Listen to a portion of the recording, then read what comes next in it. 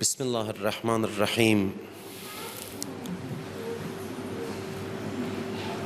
Elhamdülillah Rabbil alemin. Vessalatu vesselamu ala Resulillahil emin.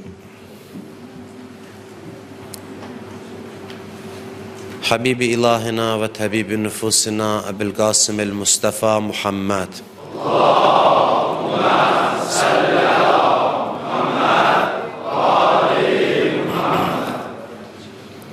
Ve ala ehli beytihi tayyibine tahirinel masuminel mükerremin siyyumel hucceh beqiyetillah fil eradin ruhi ve ervahul alemin li turabi maqdemihil fida ve la'netullah ala a'daihim ecma'in minel ana ila qiyam yevmiddin. Euzu billahi mineşşeytanirracim. Rabbi şrah li sadri ve yessir li emri vahlul uqdeten min lisani yefqahu qavli. Bu neçə günü Ramazan ayının birindən bu günə qədər insanların həyata verdiyi önəm və məhəbbət haqqında danışdıq. Dedi ki, din də insanın həyata olan məhəbbətinə, həyata olan hörmətinə dəyər verir. Burada söhbət dünya məhəbbətindən getmir, həyatı sevməkdən gedir, həyata dəyər verməkdən gedir. Bunlar fərqli məfhumlardır. Allah dəyər verir insan həyatına, insanın həyata məhəbbətinə, sevgisinə. Quranda da misal çəkdi ki, Həzrət Adəmlə söhbəti zamanı cənnət həyatını Allah vəsf eləyir, cənnətin xüsusiyyətlərini tərifləyir. Dünya həyatının çətinliyi haqqında danışır. Deməli, Allahın nəzərində həyat möhtərəmdir ki, Allah Həzrət Adəmə o həyatın xüsusiyyətlərini izah eləyir. İstəyir cənnətdə, istəyir dünyada olan həyatı. Bir nəfər İmam Cəfər Sadiq əleyhissalamın yanına gəldi və ümumiyyətlə imamların yanına gəlib bu sözü deyirdilər ki, siz dünyanı məzəmmət eləmişsiniz, biz dünyanı sevirik. İndi biz pis adam sayılırıq. Siz dünyanı məzəmmət eləyirsiniz, dünya məhəbbətin pisləyirsiniz, amma biz dünyamızı sevirik. Deməli, biz pis insanıq. İmam soruşur ki, dünyanı niyə sevirsiniz? Nə üçün sevirsiniz? Cavab verir ki, istəyirik ki, qazancımız olsun, kasıbçılıqdan, fəqirlikdən nicat tapaq. Ailəmizi təmin eləyək. Bacardıqca başqalarına əl tutaq. İzzətimizi qoruyaq, sədəqə verək və s. İmam buyurdu ki, bu dünya deyil, sizin sevdiyiniz elə axirət işlərindəndir, axirətdir. Belə sözlər çox deyiblər.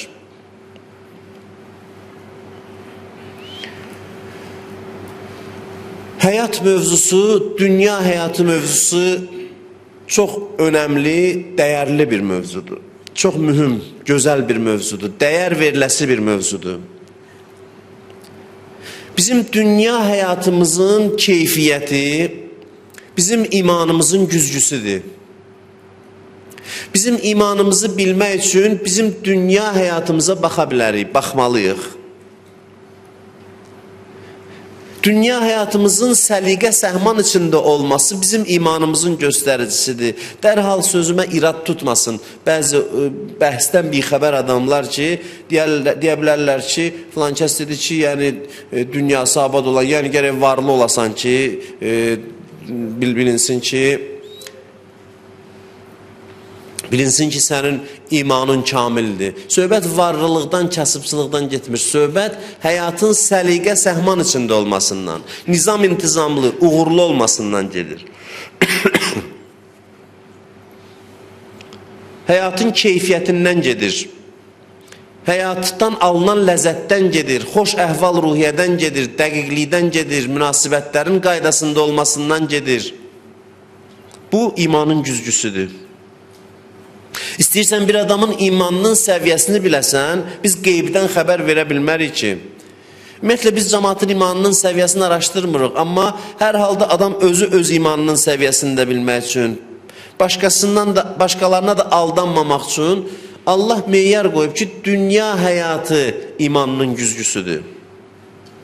Filan kəs imanlı adamdır, filan kəs təqvalı adamdır. Həyatını göstər. Həyatını göstər, görüm necədir. Filan kəs namaz qılır, zikir deyir, səhərdən axşamacan oruç tutur, dua eləyir. İmanlı adamdır, həyatını göstər mənə. Həyatını. Həyatını göstər, görüm necə, imanının səviyyəsi nə qədərdir. Həyatı qaydasındadır, nizamlıdır. Mən istəyirsən, sən mənə fürsət ver, gedim onun iş yoldaşları ilə danışım, sonra bilim o imanlı deyə yox.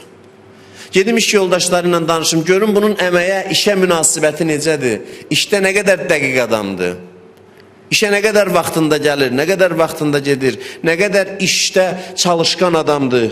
Mən belə şeylərdən bilə bilərəm bunun imanını. İman təkcə namazla, oruç tutmaqla, zikirlə bilinmir. Sən mənə fürsət ver, mən onun həyatını nəzərdən keçirdim və baxım görüm bunun imanının səviyyəsi nə qədərdir. Həqiqətən belədir, vallah belədir. Siz elə bilməyin ki, mən özümdən təzə nəzəriyyə çıxartmışam ki, dünya ilə ayaqlaşmaq üçün biz gərək meyarlarımızı dəyişək. Biz İslamı tanısaq, görərik ki, iman meyarı bulardır. İman meyarı insanın inkişafıdır, səviyyəsidir, insanın mədəniyyətidir, insanın davranış qaydalarına riayət eləməsidir, insanın nizam-intizamıdır, dəqiqliyidir, uğurlarıdır, müvəffəqiyyətləridir. Bunlar hamısı möminliyin, imanın göstəricisidir. İmanın əlamətidir. Filan kəs imanlıdır, cavandır, oruç tutur, namaz qılır, icazə ver, gedim oxuduğu universitetə qiymətlərinə baxın. Dərsə davamiyyətinə baxın. Əxlaqına, davranışına baxın. Qrup yoldaşları ilə münasibətinə baxın. Bu iman göstəricisidir. Bəli, imanın birbaşa göstəricisi onun dünyasının hansı vəziyyətdə olmasıdır. Dünya həyatının hansı vəziyyətdə olmasıdır. Kasıblıq, zənginlikdən söhbət getmir. Qayda qanunda olması, dəqiq olmasından söhbət gedir. Bəziləri deyə bilər, bunun imanı nə dəxli var? Mən nə qədər adamlar tanıyıram ki, imansız da uğurlu adamlardır. Həyatları da qaydasındadır. Heç Allaha da inanmır. Cavab budur ki, əvvəla inansaydı, düzgün tanısaydı, həyatdan aldığı ləzzət, uğur, müvəffəqiyyət bundan artıq olardı. Bunu mən sübut eləməyə fürsət yoxdur, bir iddia kimi eləyim, görək gələn söhbətlərdə sübut eləyərik. İkincisi budur ki, bu gün uğurlu olan bu dinsiz adamın ömrünün sonuna yaxın bax onun vəziyyətinə. Ömrü ki, qürub eləyəcək, yaşlanacaq, indiki pozitivdir, uğur, müvəffəqiyyət, hər şey qaydasında və sonra onun əhval-ruhiyyəsinə bax, ölümə tərəf gedəndə. Gör, nə vəziyyətdədir, nə haldadır bu insan, həmin bu insan. Bu mənim sözüm deyil, imamlar bu meyyarla yanaşıb cəmaata. İmamlar insanların imanına buradan qiymət veriblər. Gəldilər, ya İmam Sadiq əleyhissalam idi, ya İmam Baqir əleyhissalam idi. Gəldilər, birini təriflədilər. Dedilər, maşallah filan kəs səhərdən axşamacan namaz qılır, oruç tutur, cəmaat da ki, tez allanır da hər şeyə. Bu çox təqvalıdır, imanlıdır. Birini oruç tutan görsə, namaz qılan görsə, gecə namazı qılan görsə, məftun olur, filan kəs çox imanlıdır, filan. İmam sual verdi, görün nə soruşdu. Dedi, bəs bu ki, bu qədər namaz qılır, bunun ruzusunu kim təmin edir? Hardan qazanır, necə olur? Deyir, qardaşı işləyir, onu təmin eləyir, bu da ibadət eləyir. İmam dedi ki, onun qardaşının əcri, savabı onun özündən qat-qat çoxdur. Görürsünüz, hansı nöqtədən vurdu? Bu adam ki, uğursuz, müvəffəqiyyətsiz, üzr istəyirəm, avara xüsusiyyətli bir adamdır. İşi gücü qutarıb, oturub namaz, oruç tutur, namaz qılır. Bu imanı İslam məqbul qəbul eləmir. İman ona deyərəm ki, həyatı qaydasında, qanununda insan işgüzardır, çalışqandır, hər şey yerindədir, ibadəti də yerindədir. Bu deyərəm, buna deyərəm mömin insan. Odur ki, imam deyir ki, sualı oradan soruşdu ki, bəs bunun ruzusu hardan gəlir? Axı bu ki, siz deyirsiniz, səhərdən axşamacan ibadət eləyir. Yəni bunun dindarlığının dəyəri yoxdur. İmam Sadiq əleyhissalam ya İmam Baqir əleyhissalam bunu başa saldı ətrafdakılara. Yadınızda da dedim, bəzi möminlərin, dırnaq arası möminlərin bu mövzudan xoşu gəlmir. Çünki paxırları açılır, bizim dildə belə bir söz var. Eyibləri açılır. Saxta dindarlıqları üzə çıxır. Saxta dindarlığı. Deyəndə ki, dindarlığın meyarı dünyada olan dünya həyatının səliqə səhman içində olması deyib, bu nə danışır? Təzə söz çıxardır. Ramazan ayında gedir dünyanı tərifləyir. Bilirsiniz niyə? Çünki bu kindi yalandan zikrin, təqvanın arxasında da zahiri yalancı təqvanın arxasında gizlənib, onun bütün eyibləri üzə çıxacaq. Deyəcəm, gətir həyatını göstər mənə görüm necədir. Nə qazanmısan həyatda indiyəcən? Nə əldə eləmirsən? Heç nə. Bunun imansızlığı üzə çıxacaq deyə bu çalışır dini dünyadan ayırsın. Din olsun mücərrət bir şey ki, qiyamətdə indi kim nə bilir kimin imanının səviyyəsindədir. Xeyr, çox yaxşı da bilmək olur. Yaxşı da bilmək olur. Həyatımı mənə göstər, mən bilə bilərəm, sən bilə bilərsən. Hər birimiz bilə bilərik ki, bunun iman səviyyəsi, Allaha yaxınlıq səviyyəsi nə qədər. Ona görə bəzi adamların xoşu gəlmir bu mövzularda. Gizlənib dinin arxasında. Ya Allah, buyurun, əyləşin, buyurun, filan, belə-belə jestlərin arxasında. Sadəlöv adamlar da bunu görür, deyib, bu nə qəribə, əxlaqlı, imanlı adamdır. Amma həyatının içinə gir, uğursuz, tənbəl, heç nəyə yaramayan bir insandır, zəif bir adamdır və belə-belə şeylərlə başını qatıb, cəmaatın başını alladır bu jestləri ilə, hərəkətləri ilə. İman deyilən şey yoxdur ya da imanı çox zəifdir. Həl Əta surəsinin, yadınızda da Əyyam-ı Fatimiyyədə həyat mövzusuna mən 3 gündə qısa toxundum, orada bu ayəni dedim. Həl Əta aləl insan xinun minəd-dəhr ləm yəkun şeyən məzkura. İnsan üçün elə bir zaman olmayıb mı ki, xatırlanacaq bir şey deyildi. Nə gözəl ayədir bu. Bilirsiniz, necə incə şəkildə Allah həyatın necə bir neymət olduğunu bizə xatırlayır. Deyir, insan, sən təsəvvür elə, bir gün olub ki, keçmişdə, sən yox idin, yəni xatırlanacaq bir şey deyildin, yəni heç kəsin zehnində də sənatlı bir şey yox idi. Bir dənə təsəvvür eləyin özünüz üçün, mən, indiki filan kəsəm, mən hərə bir adamdır, insandır, şəxsiyyətdir, kimlərinsə zehnindədir, düşüncəsindədir. Deyir, yada sal, yada da salma olmaq. Elə bir zaman olub ki, sən heç yada salınacaq bir şey deyildin. Yəni, sən mövcud deyildin və heç kəsin zehnində filan kəs anlayışı yox idi. Görün, nə qədər minnət qoyur Allah yaradılışı bizlər üçün. Minnət qoyur ki, təsəvvür elə, sən xatırlanacaq bir şey deyildin, mən səni var elədim, mən səni yaratdım. Bir nəfər bu ayəni eşitdi, bilirsiniz kim idi o adam? Əhl-i Beytə sonra zülm eləyən adamlardan biri idi. Əhl-i Beytə xanım Zəhranın evinə hücum eləyən insanlardan biri idi. Bu ayəni eşitdi, dedi ki, nə böyük iş görüb ki, bizi yaradıb işə salıb bizi. Hələ bir minnət də qoyur. Gör ki, yaradıb nə olub ki, məsələn. Çox böyük bir iş gördü. Həyata qarşı hörmətsizliyi görürsünüz, kimin xüsusiyyətidir bu? Belə adamların. Bu insanların xüsusiyyətidir ki, həyata qarşı hörmətsizdirlər. O tip insanların əxlaqıdır, Əhl-i Beytə düşmənçilik eləyənlərin əxlaqıdır bu. Onlar həyatla davadadılar. Həyatla davadadılar. Var olmaqlarına narahatdılar, deyingəndilər o insanlar. Görmürsünüz belə adamlar, deyingən, narazı, narahat, həyatla müharibədədirlər bu insanlar. Həyatla mübarizə aparmaq lazım deyil. Gözəl həyat uğrunda mübarizə aparmaq lazım, çarpışmaq lazım. Həyatla müharibə yox. Həyatla dava yox. Adam bir çox maniyələrlə dava eləməlidir ki, həyatını gözəlləşdirsin.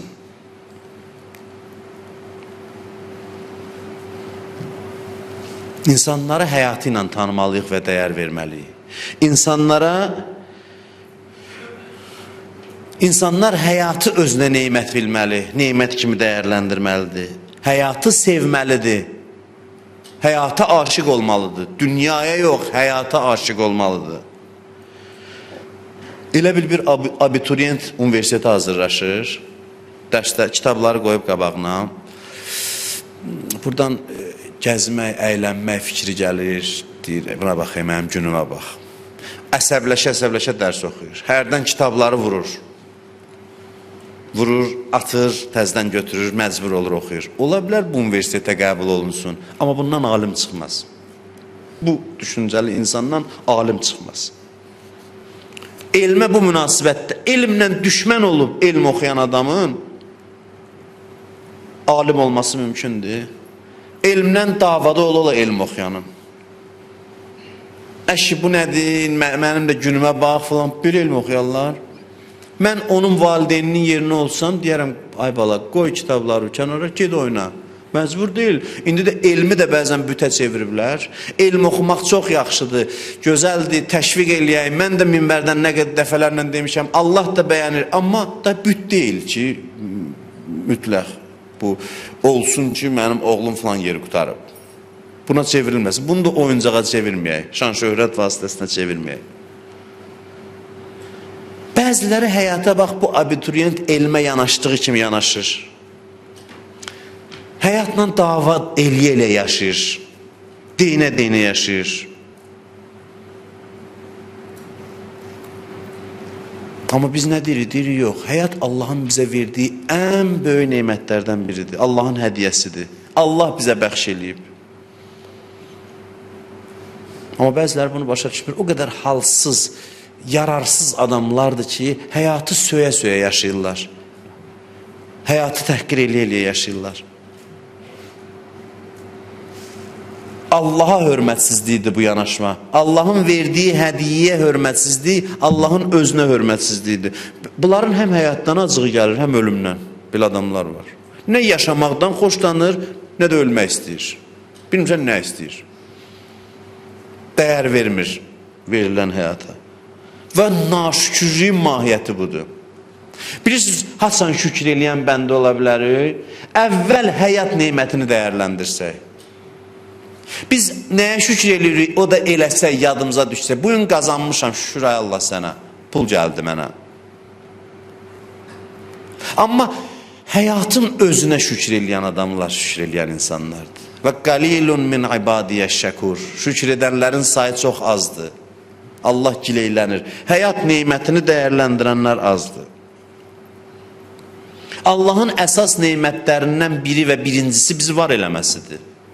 Bizi yaratmasıdır. Bir dənə dinən, ürəklə, mən varam dinən, ruhum pərvaz eləsin, uçsun. Sevincindən, ruhum vəcdə gəlsin. Bir dənə var olmağın ləzzətini özünüzə xatırladım, mən varam, mövcudam. Olmasaydım necəydi? Mən artıq varam. İnsan dərinə getdikcə az qalır fəryad eləsin, ucadan qışqırsın ki, ey dünya, mən varam. Mən varam deyə xoşbəxtəm artıq. Mən mövcudam deyə xoşbəxtəm artıq. Deməli, məni sevir, məni yaradan. Məni iradə eləyib, təsəvvür edirsiniz, iradə eləyirəm, filankəs yaransın. Mənim adım onun, mənim adım deyəndə mənim həqiqətim onun iradəsində qərar tutub. Aləmlərin Rəbbi iradə eləyib, məni xəlq eləyib. Deməli, mən varam onun üçün. Mən varam onun iradəsində. Bu Allahın hədiyyəsidir. Elə bil, əziz adam bizə nəsə ev hədiyyə eləyir.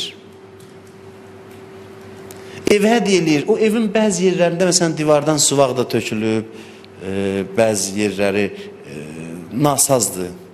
O ev bizə nə qədər əzizdir. Bütün o xarablıqları ilə əzizdir. Çünki sevgilimizin, sevdiyimiz adamın, dəyər verdiyimiz adamın hədiyyəsidir. Həyata belə baxsaq, problemləri ilə dəyərli olacaq. Allahın hədiyyəsidir, vəssalam. Çalışacağım, problemləri düzəldim. Amma alınmasa da əsas budur ki, Allahın hədiyyəsidir. Hədiyyə ki, Allahındır, eybi yoxdur. Harasındasa bəzi problemlər də olsa, elə problemləri də sevirəm. Çünki onun hədiyyəsidir. O bəxş eləyib mənə.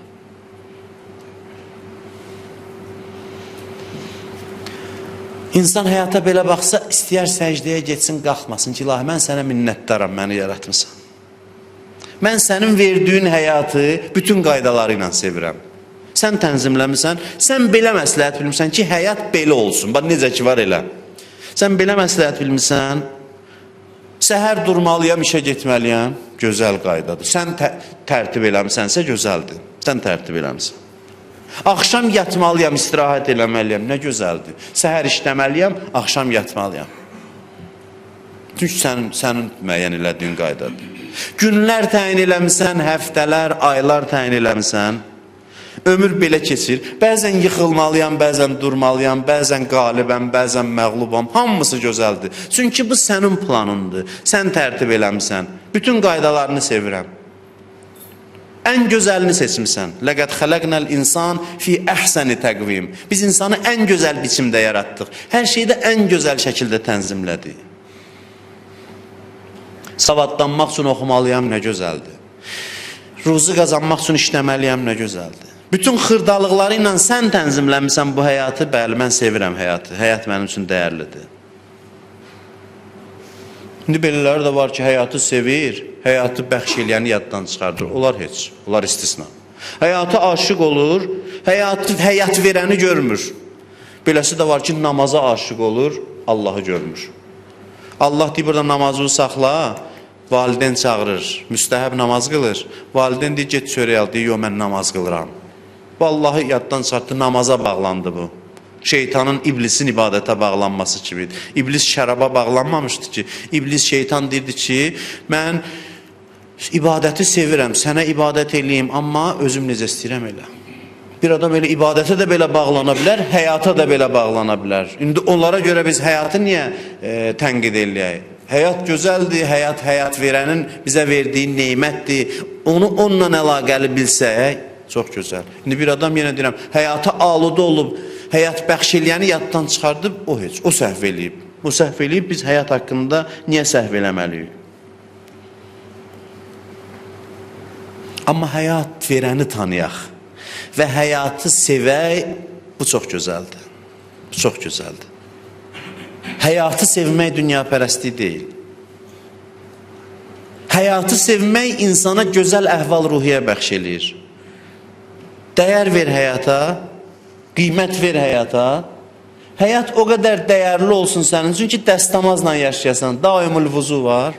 Eşitmişsiniz? Daimul vuzu. Yəni, həmişə dəstəmazda olan adam. Nə deməkdir mənası? Adam var, dəstəmazı pozulur, gedir dəstəmaz alır. Niyə? Yəni, mən həyata o qədər qiymət verirəm ki, hər anını dəstəmaz halında yaşamaq istəyirəm. Hər anını, hər dəqiqəsini. Bu həyata verilən dəyərdir. Ehtiramdır. Həyat müqəddəsdir, onu dəstəmazda halda yaşayasan. Təkcə namazda dəstəmaz almıram, həyat mənim üçün dəyərlidir. Mən dəstəmazla yatıram, dəstəmazla danışıram, dəstəmazla yeyirəm. Həyatın hər dəqiqəsi mənim üçün möhtərəmdir. Həyata hörmət əlaməti olaraq dəstəmazda yaşayıram. Təsəvvür edirsiniz, bu insanın əhval-ruhiyyəsini təsəvvür ediyor. Həyat müqəddəs bir şeydir. O qədər əziz və müqəddəsdir ki, gərək dəstəmazla yaşayayım. Bu adamlara mükafat verir Allah. Deyir, kim ki daim dəstəmazlıdır, onun hədisləri yadımdan çıxıb. Səhv eləmirəmsə, deyir, qəbirdə bədəni sürməz. Səhv eləmirəmsə, möhtərəmdir, hörmətlidir. Həmişə dəstəmazda olan adamlar. Elə bilməyin, dini ancaq bizim namaz qıldığımız vaxt maraqlandırır. Həcdəsən, hə, mən baxım görüm, nə edirsən. Yemək yeyəndə yox. Dünya vaxtı yox. Dünya ilə məşğul olanda yox. Allahı ancaq bizim namaz vaxtlarımız maraqlandırmır. Allah üçün bizim həyatımız möhtərəmdir. Hər dəqiqəsi, hər anı möhtərəmdir. Hə, namaza dayandım, maraqlıdır Allah üçün. Sonra get həyatı yaşa, özün bilərsən. Yox, həyatın hər an Allah üçün möhtərəmdir. Müqəddəs, bəzi adamlar deyir, əskər paltarı giyinir əyninə, deyir, müqəddəs libasdır. Parça müqəddəs deyil, elə həmin parçadır. Niyə görə bu parça müqəddəs oldu? Ona görə ki, indi bu vətəni qorumağa gedir. Bu, o vətənin keşiyində dayanmağın tərənnümüdür, ifadəsidir. Bu paltarda ola bilsin, şəhid olacaq. Parça dəyər tapır. Biz ki, ali hədəf üçün yaşayırıq, daş, torpaq, nə ki var, nə ki bizə əhatə edir. Həyat bütövlükdə əziz olur bizim üçün. İstəyir maddi yönü, istəyir mənəvi yönü. Adam istəyir həyatı bağrına bassın, qucaqlasın. Eşq eləsin həyatla, aşıq, məşuq münasibəti yaşasın. Çünki bu həyatdır ki, mənim var olmağıma, qabağa irəli getməyimə şərait yaradır. Peyğəmbəri eşitmişsiniz, əşyalarına ad qoyurdu, paltarlarına ad qoyurdu. Miniyinə ad qoyurdu, atına ad qoyurdu. Niyə? Hər şeyə dəyər verirdi. Həyat dəyərli idi Peyğəmbər üçün. Ətrafda olan cansız əşyalara da şəxsiyyət verirdi Peyğəmbər, sevirdi. Həyatla barışaq, o da bizlə barışsın. Çünki biz bəzilərimiz həyatla düşmənik, həyatla küsmüşük. Həyatdan küsmüşük, o da bizlə davadadır. Gəl barışaq, münasibətimizi düzəldək həyatla. Allah bizi yaradıb, indi mən Allah deyirəm, dedi axı ki, ortaq söhbət eləyək. Amma elə bu söhbətlərin Allah sözünü çıxsın, elə bir çoxları üçün keçərli sözlərdir. Dindən uzaq olan adamlar üçün də. Amma biz bəzən də elə söhbətimizi hamısını başqalarına həsr eləyə bilmərik. Ramazan ayıdır deyə biz elə mömin insanın həyata baxışını incələməliyik həm də. Ona görə də bu mövzulara da toxunuram mən. Allah bizi yaradıb, dünyada yerləşdirib ki, biz təkamül eləyək. Həyatın öz əsli nurdur. Həyat bir şərbətdir. Ona zəhər qatmayaq.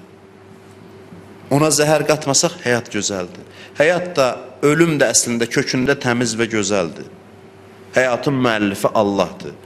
Bu bir oyundur ki, Allah tərtib eləyib biz təkamül eləyək.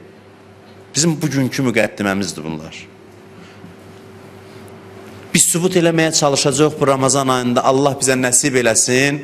Biz sübut eləməyə çalışacaq ki, dinsiz keyfiyyətdə həyat yaşamaq mümkün deyil. Allahdan istəyirəm mənə uğur versin bunu izah eləməkdən. Bu çox mühüm məsələdir. Biz sübut eləməyə çalışacaq ki, dinsiz hər tərəfli inkişaf eləmək mümkün deyil. Həyatdan tam maksimum faydalanmaq mümkün deyil. Həyat möhtərəmdir dünyapərəstlər üçün yox, həyat möhtərəmdir elə dindarlar üçün. Adam gərək dindar olsun ki, həyatı dəyərləndirə bilsin. Həyat dinsizdən çox dindar üçün daha önəmlidir, daha möhtərəmdir. Həyat arif üçün möhtərəmdir. Arif adam tanıyırsınız, arif adam o adamdır ki, həyatın hər dəqiqəsi onun üçün möhtərəmdir, hörmətlidir. Həyatın hər anı hörmətlidir. Hər anda Allahla müamilədədir. Allahla təmasdadır. Bu həyat ki, mənim Allahla təmasda olmağım deməkdir, mənim üçün möhtərəmdir. Hər dəqiqəsi möhtərəmdir. Hər anı möhtərəmdir. Körpəlik haqqında məsum dövrü. Hədislər deyir ki, onlara görə Allah ruzu verir. Həyatın o dövrü möhtərəmdir, hörmətlidir. Gənc adamdır, cavanlardır, cavanlıq haqqında nə qədər hədislər var. Gənclik dövrü. Vaxt olar oxuyarıq. Neçə dəstəni Allah vəsf eləyir, bir də gənclərdir. Təqvalı, imanlı gənclər. Gənclik dövrünü dəyərləndirir.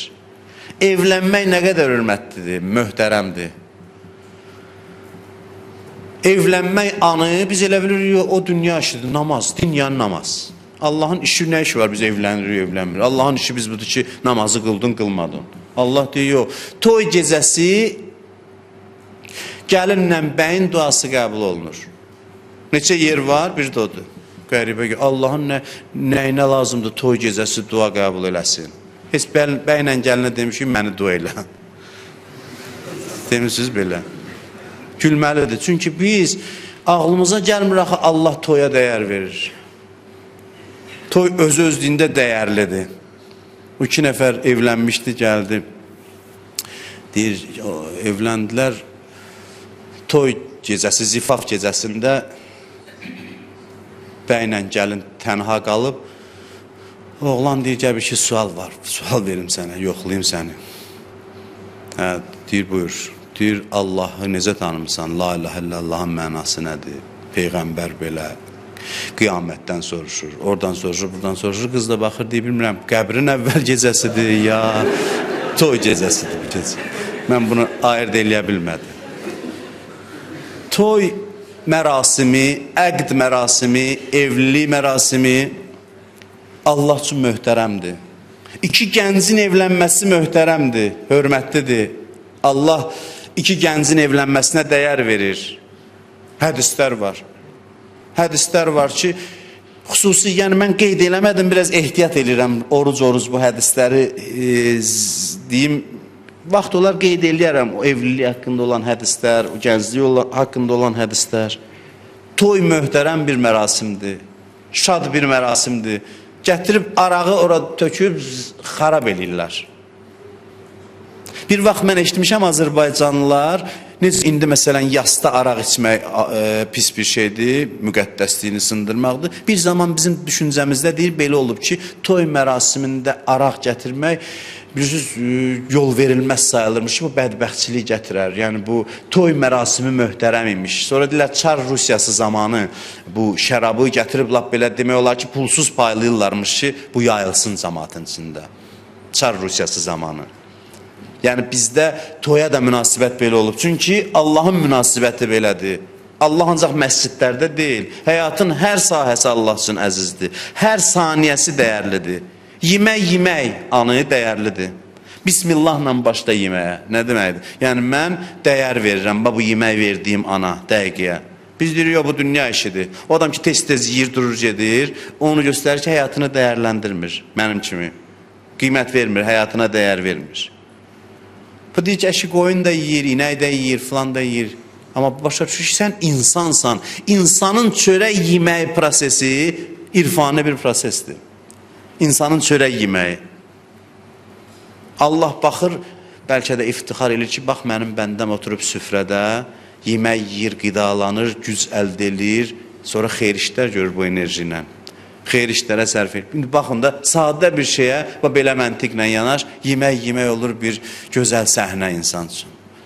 Ariflərdən biri var, deyirdi ki, hər bir qida möminə qismət olanda sevinir. Deyir ki, mən təkamül eləyəcəm bunun vasitəsilə. Axı yemək enerjiyə çevrilir, enerji ibadətə, ibadətlər də bizim dinimizə görə canlıdır. Yəni cənnət nemətidir. Yəni bu ət mənim varlığımla, vücudumla keçdi, enerji oldu, enerjidən ibadətə çevrildi və cənnətə getdi. Yəni bütün varlıq aləmi bizə fəda olmaqla şad olur. Bizə insanlara fəda olmaqla. Yəni varlığın təkamül prosesidir. O yediyimiz ət, göyərti, hər şey təkamül eləyir bizim vasitəmizlə. Biz bir kanal kimi onları ötürürük axirət aləminə. Müsbət əməllərlə, yaxşı işlərlə. Bunların da şuurları var. Nə qədər qaydalar qoyub Allah yemək üçün, ədəblər qoyub. Deyir, otur tələsmə, dəyər ver yemək. Tələsmə. Oturduğum vaxt süfrə arxasında ömründən saymıram. Ömründən saymıram. Oturur rahat çörək yiyir. Fikir verin siz Allah, nə qədər insan ləzzət alar həyata belə yanaşsa. Hər anından ləzzət alar. Hər dəqiqəsindən ləzzət alar. Minnətdar olaq Allaha həyatın bütün mərhələləri üçün. 40 yaş üçün bir söz deyir. Yaşlı adam, ağsaqqal. Hədis buyurur ki, peyğəmbərlər necə ümmət arasında hörmət olunmalıdırsa, ağsaqqallar insanlar arasında elə hörmətə layiqlər, hörmət olunmalıdırlar onlara. Onlara hörmət edilməlidir. Ağsaqqallıq yaşı. Allah deyir, birinci ağ tük yarandısa üzündə, saçında, həya eləyirəm ona əzab verməyə. Həyatın hər mərhələsini görsən dəyərləndirir. Ağsaqqal bir cəmaatın içində peyğəmbər kimidir. Nə mənada? İtaət baxımından yox. İtaət baxımından yox. Çünki ağsaqqal ola bilər, səhv bir söz deyə ona itaət vacib olmaz. Peyğəmbər səhv söz deməz. Ehtiram baxımından ağsaqqal, ehtiram baxımından peyğəmbər kimidir. Yəni peyğəmbərə necə ehtiram eləyərdinsə, ümmət içində bir məhəllədə ağsaqqallara elə ehtiram elə. Bu həyatın bu dövrünə olan hörmətin ifadəsidir. Həyatın bu dövrünə olan hörmətin ifadəsidir. İndi icazə verin bu müqəddimədən sonra. Deyirsiniz, müqəddimə bu boyda oldusa, gör söhbət nə qədərdir. Hələ bir saat burada yox. Mən xülasə danışıram. Amma bir maraqlı bir neçə dənə nöqtə əlavə eləyəcəm. Sonra sözümü tamamlayacağım. Həyatın tərifini bir də yadımıza salaq. Muhammed Ali Muhammedə salavat deyək.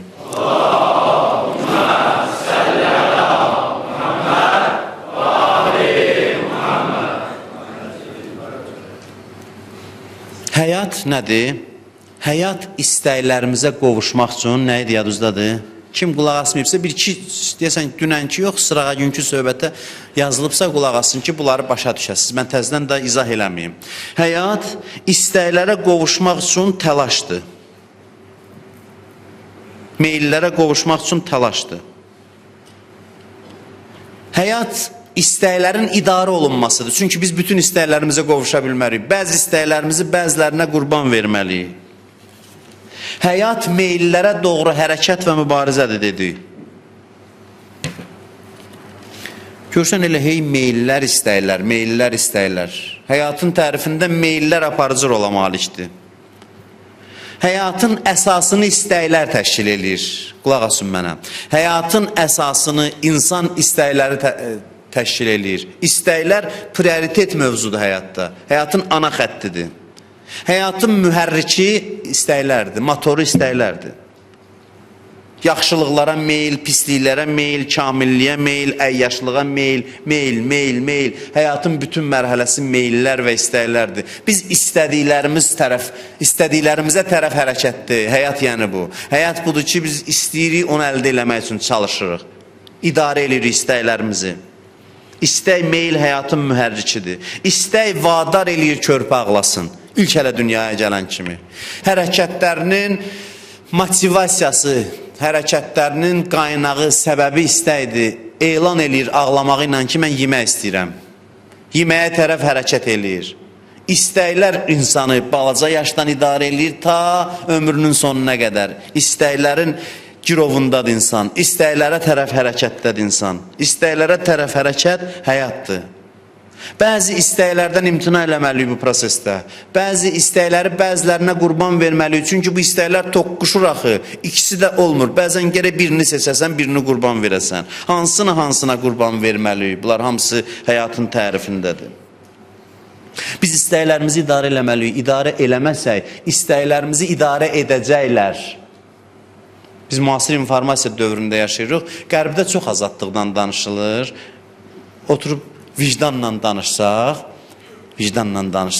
görərik ki, azadlığı elə incə şəkildə tapdalayırlar. Bu azadlığı gərək tənqid eləyəsən. Bilirsiniz, hansı azadlıqdır? O, əslində insanların informasiya vasitəsilə incə şəkildə idarə olunmasıdır. Bu cəmaat nəyi sevməlidir? Filan şeyi gəlin cəmaata sevdirək, oldu. Sərmayəni qoy, elə təqdim elə ki, sevsinlər. İstəyi qəbul elətdirdi, özündən asılı olmayaraq. Cəmaat başladı onu sevməyə. Sevgini təhmil etdirir. Filan şeydən gərək cəmaatın acığı gəlsin. Neyniyək? İstəyini idarə eləyək. Onu pis göstərək. Pis təqdim eləyək. Sərmayə ilə idarə eləyir. İstəklərimizi idarə eləyir. Qərb dünyasının əsas eyiblərindən biri budur ki, azadlığın arxasında idarə olunan azadlıq. Adam elə bilir özü seçim eləyir. Mən xoşlamıram. Amma bilmir ki, sən mən xoşlamıram deyənə qədər nə qədər iş görülüb ki, sən onu xoşlamayasan. Sənə istəyi qəbul elətdiriblər incə şəkildə. İnformasiya ilə, təbliğatla elə eləyiblər ki, sən elə bilirsən, sən istəmirsən. Amma nə qədər iş görülüb ki, sən istəyəsən ya istəməyəsən. Belə olmamaq üçün gərək özün istəkləri idarə eləyəsən. Müasir informasiya texnologiyaları istəkləri təhmil elətdirə bilir insanlara. Gərək bəzi istəklərimizi aradan aparaq, bəzi istəklərimizi yaradaq. Biz məcburuq istəklərimizi idarə eləyək. Mən çox bu mövzunu uzatmaq istəmirəm. Bir daha xatırladıram. Həyat istəklərin idarə olunması, həyat həm də məhdudiyyətlərin qəbul olunmasıdır. Bizim həyatımızın bir aktiv hissəsi var, bir pasif hissəsi. Aktiv hissəsi təlaşdır, əldə eləməkdir. Bəzi hissədə çalışmalıyıq, bəzi yerdə təslim olmalıyıq. Həyatı düz tanısaq, bağlı qapını döymərik. O yerdə ki, təslim olmalıyıq, təslim olaq. O yerdə ki, təlaş eləməliyik, təlaş eləyək. Amma müasir dünya bizə elə tanıtdırır ki, o yer ki, sən təslim olmalısan, onsuz da əldə eləməyəcəksən, digər o qapını döy. Yox, orada nəsə o. Şeytan da bunu deyir. Nə qədər vaxtın hədər olur. Harada ki, təlaş eləməlisən, təlaş elə. Harada ki, təslim olmalısan, təslim ol. Həyat bu iki hissədən ibarətdir. İndi icazə verin. Mən həyatı tərif eləmişdim, da deyamayım. Həyatda bugün bir dənə də başqa yöndən baxaq, icazə verin. 10 dəqiqədə bunun üçün vaxt uzalım və bu haşiyə deyil, çox vacib məsələdir. Çox vacib tərəfidir həyatın. Başqa cəhətdən baxaq. Həyatın tərifində dediyi ən mühüm amil nədir? İstəklər. Dediyim bunu, yadınızda qaldı. Bütün bu işlərdə istəklərin idarə olunması, məhdudiyyətlərin qəbul olunması və s. Bütün bu şeylərdə bizə elm və mərifət kömək edir. Gəldik elm mövzusuna çıxdıq. Elmin həyatda rolu nədir? İstəkləri idarə eləməkdə elm bizə kömək eləyir. Məhdudiyyətləri qəbul eləməkdə, özünü tanımaq. Hər şey elmə bağlıdır. Elm vasitəsilə istəklərimizi tanıyırıq. Hər şeydə elm bizi müşayiət edir bu prosesdə. Agahlıqlardan istifadə edirik. Həyatımızın hər addımında elmdə iştirak edir. Düzdür, mehvər, ana xətt istəklərdir. Həyatı mühərriki istəklərdir. Amma elmdə bu istəklərin idarə olunmasında, hər bir şeydə bu prosesdə iştirak edir. Razısınız da, elmsiz olmaz ki, bu işləri görmək. Ona görə istəyirəm bugün elm haqqında bir qədər geniş danışaq. Yəni, deyib keçməyə üstündən, dayanaq üzərində. Həyata belə də tərif vermək olar, qulaq asın. Həyat anlamaq fürsətidir. Kəşf, bax, bu söhbətimin bu hissəsini istədiyim kimi çatdıra bilərdim. Yavaş-yavaş biraz da mənəvi çalar alsın bizim bəhsimiz. Mən sizə söz verirəm ki, Ramazan ayı ərzində söhbətimizin mənəvi yönü artacaq inşallah. Çünki o vacibdir. Bu şeylər elə mənəviyyata da müqəddimə ola bilər və olmalıdır da. Həyat anlamaq fürsətidir. Həyat bilmək fürsətidir. Biz bəzi həqiqətləri dərk etmək üçün dünyaya gəlmişik. Bəzi şeyləri başa düşmək üçün dünyaya gəlmişik. Gəlmişik anlayaq və gedək. Gəlmişik başa düşək və gedək. Bilək və gedək. Bəs keçən dəfəki tərif, həyat dedim, istəkləri əldə etmək üçün təlaşdır, mübarizədir və s. və s. və s. O tərif qaldı öz yerində. Ona ziddiyyət deyil bu. Onunla bu bir-birinə ziddiyyət təşkil eləmir. Bütün bu istəklərin idarə olunması prosesində nə baş verir? Mənim əziz qardaşlarım, nə baş verir? İstəklərin idarə olunması prosesində bir şey baş verir ki, biz nə isə bilməyə başlayırıq. Bu proses kitab oxumaq kimidir. Bu prosesin nəticəsi bilməkdir, anlamaqdır. Mərifətimizin artmasıdır. Bir adam sizə desə ki, həyat bütövlükdə bilmək, anlamaq üçün, mərifət üçündür, qəbul edin. Bizim həyata verdiyimiz dünənki təriflə ziddiyyət təşkil eləmir bu. Mühərrik istəklərdir. Razı oldu. Mühərrik istəklərdir. İstəklər məni aparır bir yerə, gedirəm dalana dirənirəm, başım daşa dəyir, qayıdıram. Bu bütün bunlar niyə baş verdi? Baş verdi, mən nəyi başa düşüm? Bu baş verdi ki, mən nəyisə başa düşüm. Bütün bunlar ona müqəddim oldu.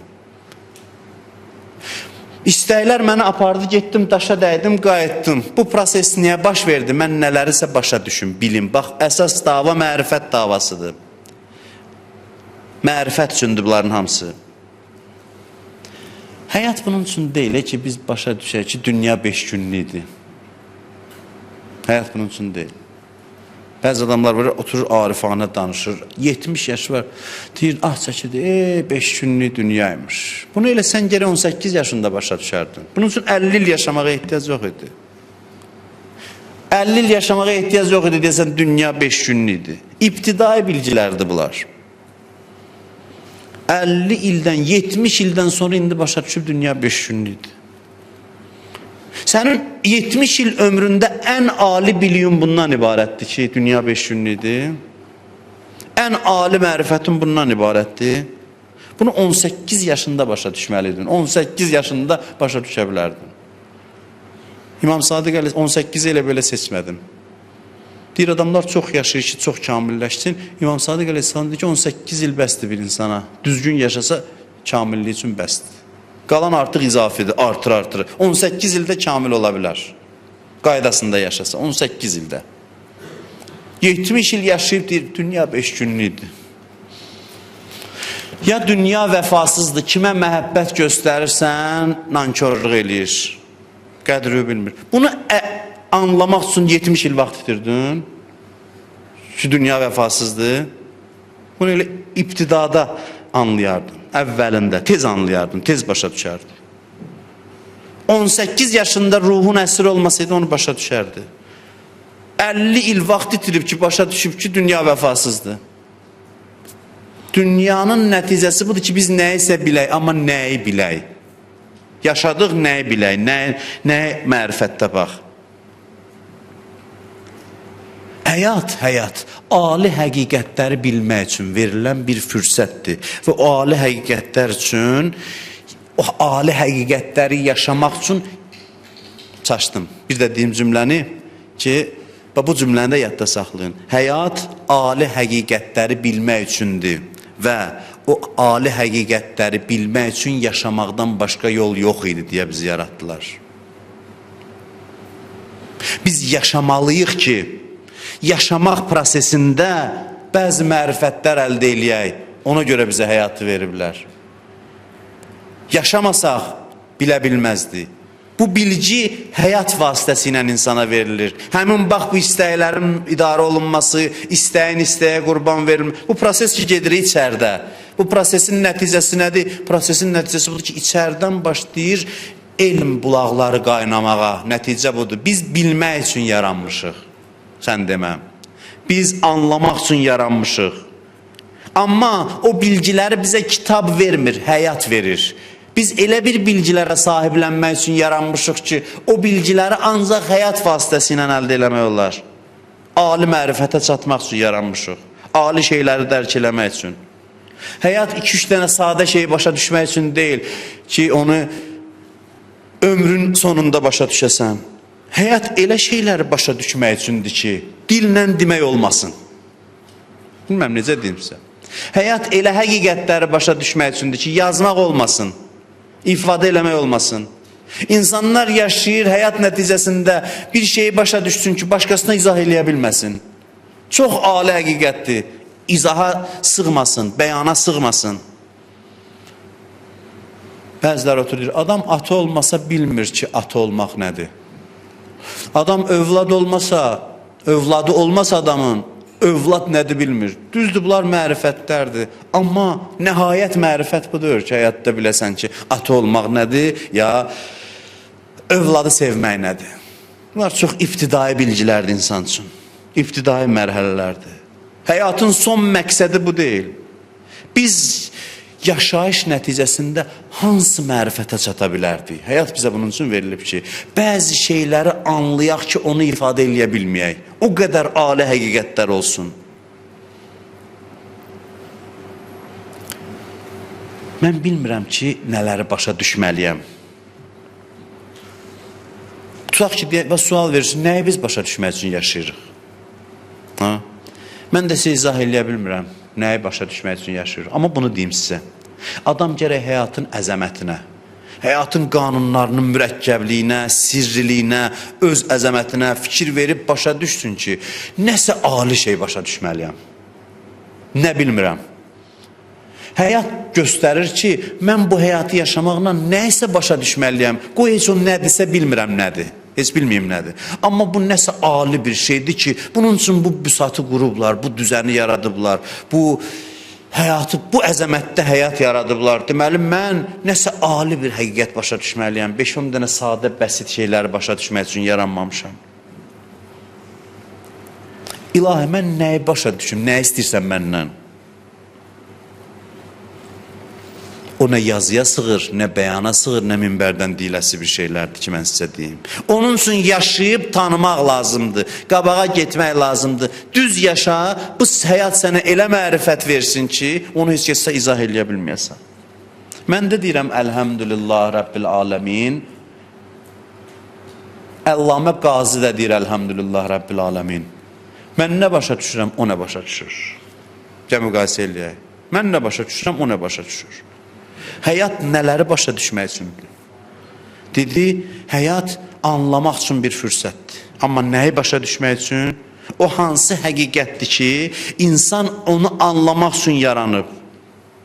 Həyatımızı nəyi başa düşməyə sərf eləyək? Axırda bizdən mələklər bir üstündə soruşacaqlar. Son sual. Adam getdi dünyadan. 50 il yaşayıb, 60 il, 70 il qiymət verməyə gəlirlər. Mələklər gəlir, deyir 60 il, qulaq olsun, 60 il yaşadın, nə başa düşdün? Nə başa düşdün? Nə bildin, nə anladın bu 60 il həyatda? Mərifəti göstərsən, qiymət verirlər. Qiymət verirlər. Biri deyir ki, elə başa düşdüm, dünya faniymiş. Bunun üçün 60 il yaşamaq lazım idi, yox. Bəzilər isə elə bir şey başa düşür ki, mələklər deyir, biz başa düşmürük, bu nə danışır? Mələklər acizdir. Çünki mələk o mərifətə çata bilmir. Mələk o mərifətə çata bilmir. Mələk soruşur, özü də başa düşmür. Allah ki, eşidir, deyir, hə, bu başa düşmək lazım olanı başa düşdü. Bunun həyatı uğurludur. Bunu aparın öz yanıma, uğurlu, ən uca zirvəyə. Cənnət başa düşdüyümüzün qarşılığıdır, anladığımızın qarşılığıdır. Biz ali həqiqətləri başa düşməliyik, 5-10 dənə sadə şeyləri yox.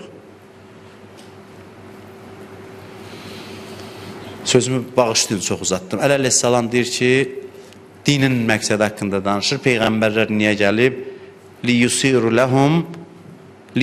ləhum dəfainəl uqul. Peyğəmbər gəlib ki, daxildə olan ağıl xəzinələrini üzə çıxartsın. İçəridə deyir, xəzinələr var. Din gəlib onları üzə çıxartsın, o mərifəti üzə çıxartsın. Bu dinin məqsədi. Elə həyatın da məqsədi budur. Dinin məqsədi ilə həyatın məqsədi eyni şeydir, eyni bir şeydir. Bu əzəmətli həyat Allah tərəfindən yaranıb, tənzimlənir ki, bizim içimizdə olan bilik xəzinələri üzə çıxsın. Bütün xəzinələr üzə çıxsın. İnşallah bunu danışarıq. İnşallah danışarıq ki, nəyi başa düşə bilərik. Amma mən icazə verin bu yerdə sözümün lap axır məqamına gəldik, çatdıq. Sözümün lap axır məqamına. Demiş deyə bu bəhs universaldır. Dindara da, qeyri-dindara aiddir. Buradan o yana ancaq sizə aid olan hissəsini deyirəm. Ancaq sizə aid olan hissəsini. Ki, sizə maraqlıdır. Belə deyək, insan gəlib dünyaya nələrisə başa düşə, nəyi başa düşə, ifadə eləyə bilmirəm. İfadəyə gəlməyən şeylərdir. İnsan gəlib o şeyləri başa düşə ki, onu Həzrət Əbəlfəz başa düşmüşdür.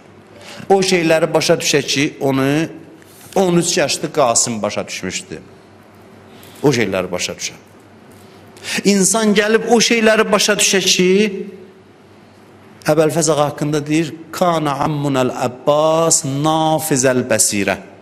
İmam Sadiq əleyhissalam. Bizim əmmimiz Əbəlfəz nafizul bəsirə idi. Yəni, necə tərcümə eləyim? Çox bəsirət sahibi idi. İncə baxışa, incə bəsirətə, dərin elmə sahib adam idi. Yəni. Nafizul bəsirə az işlənib. Yəni, bəsirətin fövqündə idi. Elə şeylər başa düşmüşdü ki, xüsusi şeyləri anlamışdı. Biz gəlmişik burada yaşaya-yaşaya başqa aləmdə seyr eləyək. Görək, danışa bilməyək. O qədər ali həqiqətlərdir. Biz gəlmişik Salman başa düşdüyünü başa düşək. İmam Sadiq əleyhissalam buyurur ki, İslamda Salmandan elmli, fəqih bir insan yaranmayıb, xəlq olunmayıb. Salmandan. Əli əleyhissalam Peyğəmbərin səhabələrindən danışır, gəlir Salmana çatanda deyir, bəh, Salman biz əhl-i beytdəndir. Salman kimisin hardan tapa bilərsiniz, Həzrət Əli deyir. O, həqiqətən Loğman kimidir. Əvvəlkilərin, sözə bax, əvvəlkilərin və sonrakıların elmi Salmanın yanındadır. Salman nəhayətsiz elm dəryasıdır, Əli əleyhissalam deyir. Nəhayətsiz, yəni sonsuz elm dəryasıdır. Həmin sözü Cabir Peyğəmbərdən də nəql edir. Peyğəmbər deyir ki, Salman nəhayətsiz elm dəryasıdır. Salman əvvəlkilərin və sonrakilərin elmlərinə vaqifdir. Salmanı düşmən bilən Allaha düşməndir. Görün, insan hara çatır, nələri bilir, nə anlayır. Kitablardan oxuyub Salman bunu, yox. Düz yaşayıb, həyat ona bu mərifəti verib. Düz yaşayıb, həyat ona bu mərifəti verib. Həyatın nəticəsində o mərifətə çatıb.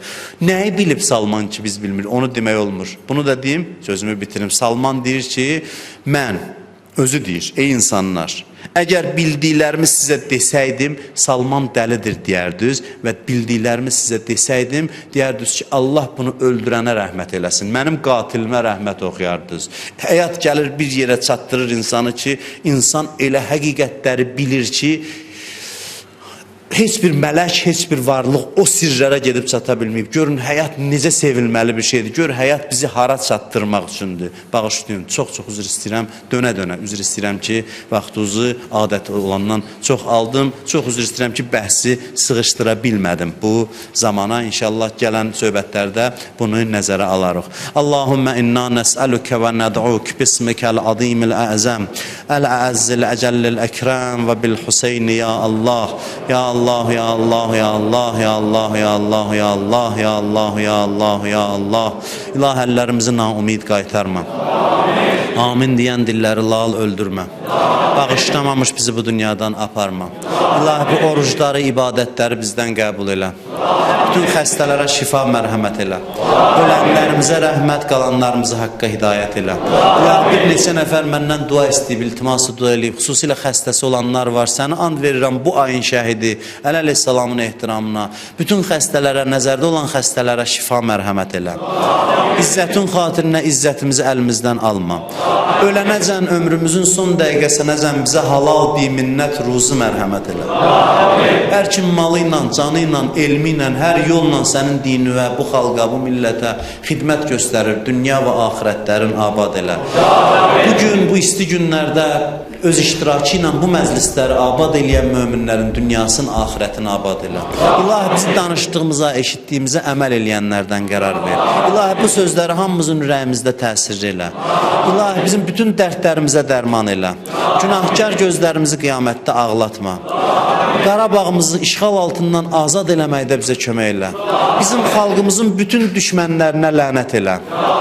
Bu xalqın, bu millətin başını uca elə. Bayrağımızı dünyanın hər ölkəsində uca elə. İmam Zaman ağanın mübarək olan qəlbin bizdən razı və xoşnud elə. Ağamızın zuhurunu tez elə. Haqqı Muhammedin və alih və bil Fatih.